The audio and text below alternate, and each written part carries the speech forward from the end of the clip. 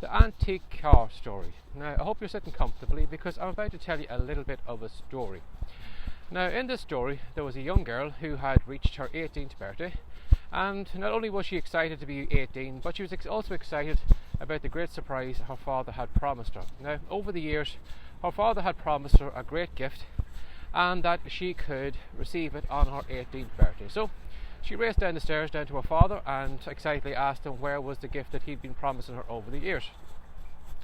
So he led her out to the barn at the back, and when he pulled back the door, she seen this large thing that she had seen over the years covered in tarpaulin, but this was the day that he said he could uncover it. So he pulled the tarpaulin off, and here was this classic antique car. Now, he said to her then, she was a little bit surprised that she was receiving a car, but he had said to her, well, now that you have this car, you can do whatever you want with it. What I recommend is maybe selling it, and then you can use that money for your college fund or whatever. So he said to her, why don't you go and see what is the best price you can get for the car. So the first place she called to was the local car dealer. Now, she had taken the make and model of the car, and she'd gone to the car dealer, and then she asked him what price would he be willing to pay to get his hands on the car. And he said he'd be willing to pay £1,000. So she was a wee bit shocked and she was a bit disappointed.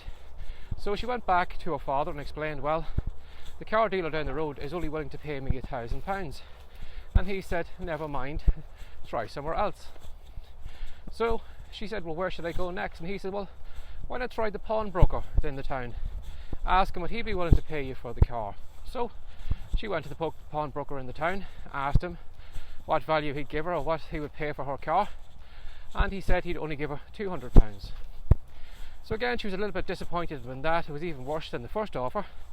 So she raced back to her father and explained, well, he's only given me $200 or £200, maybe I should go with that, or maybe I should go with the first offer I had, which was £1,000 by the car dealer. And he says, well, try one more time.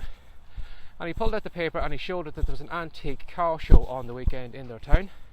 And he said, why don't you go down there, talk to some people at the event, explain the type of car you have, the year, the model, or everything, and see what they will offer you for it. So that evening, after she had gone down to the show, he'd seen her coming back up the laneway, racing up with a big grin on her face. And of course, she squealed with delight, saying that one of the people at the car show was willing to pay her £60,000 for her car. And of course, she couldn't believe that somebody was willing to pay that price when she had only been offered £1,000 and she'd only been offered £200 before that. So she was delighted with getting that price for her car. Now, the father said to her, he said, there's a lesson in that. And she said, well, what is it? And he said, don't go to places where you're not valued. The first car dealer didn't value what you had. The second person, the pawnbroker, valued you even less. But the third person you went to at the car show was somebody who could see the value in what you had, and that was why they were willing to pay more money to get your goods. So I want you to keep that in mind now today. Yourself, are you being appreciated by the people that you are dealing with?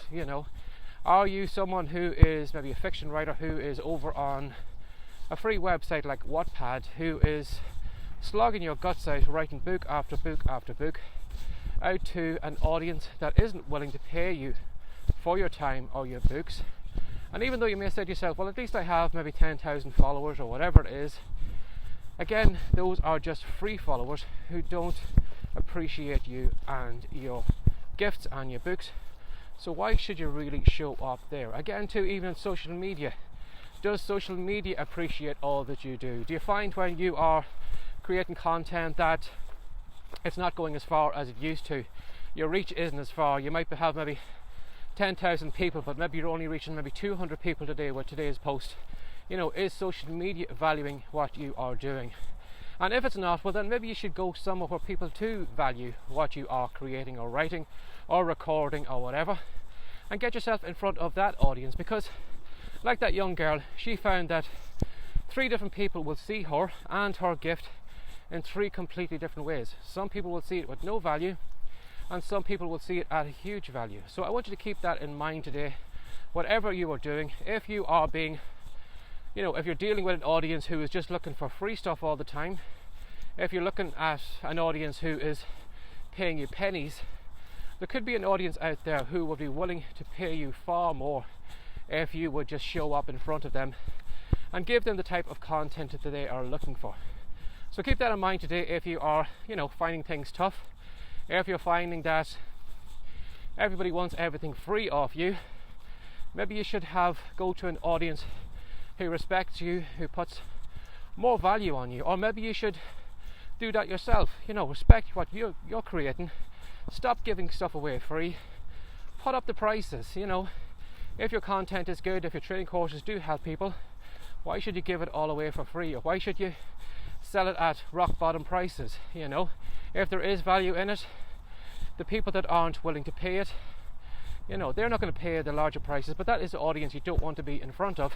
You want to be in front of the people who appreciate you. So keep that in mind today if you are finding things a little bit tough. Maybe you are maybe you're showing up in front of the wrong audience. Maybe you're on the wrong platform. Whatever it is, give that some thought today, and I hope it helps you out. So, as always, if you'd like to find this content, do a search for WriteCome. Or if you're on YouTube or you're on iTunes, click the little bell on YouTube or click the subscribe button on iTunes or whatever your podcast device is, and I'll send the next couple of episodes on to you. So, as always, thanks for your time today. Take care. Have a great day. Bye-bye.